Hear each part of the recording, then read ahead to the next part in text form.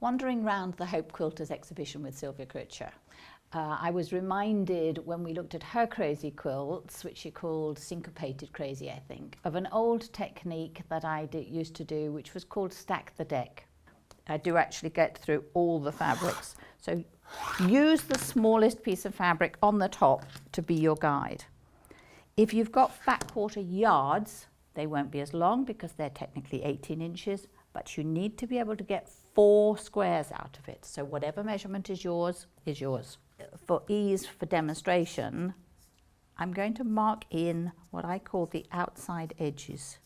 You can mark these however you like, and this is my center.